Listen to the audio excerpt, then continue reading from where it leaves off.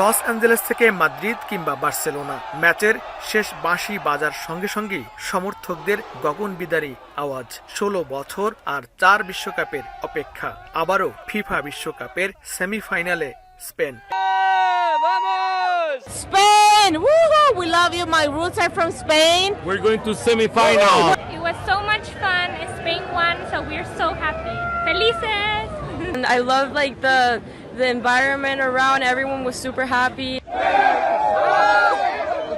2010 সালে Xavi, Iniesta, Cassius, Ramos, পুয়োলদের কল্যাণে শিরোপা জয়ের স্বাদ পেয়েছিল স্প্যানিশরা। এরপরের গল্প ছিল কেবলই ব্যর্থতার। 2014-তে গ্রুপ পর্ব আর 18 ও 22-এ রাউন্ড অফ 16 থেকে বিদায় নিয়েছিল তারা। যদিও এবারের চিত্রটা ভিন্ন।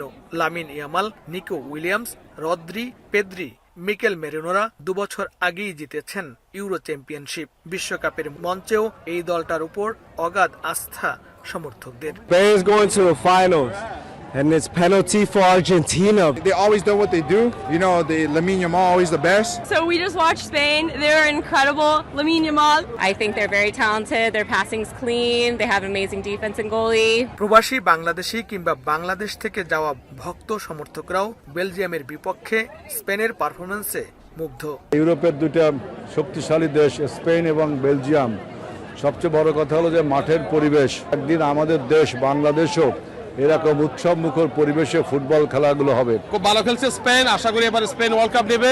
এদিকে স্প্যানিশদের উচ্ছ্বাসের দিনে একরাশ হতাশা নিয়ে মাঠ ছেড়েছেন বেলজিয়ান ভক্তরা।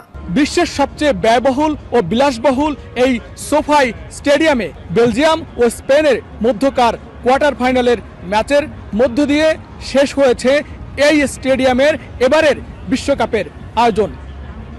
লস্কর আল মামুন, সময় সংবাদ, লস অ্যাঞ্জেলেস, সোফাই স্টেডিয়াম, যুক্তরাষ্ট্র।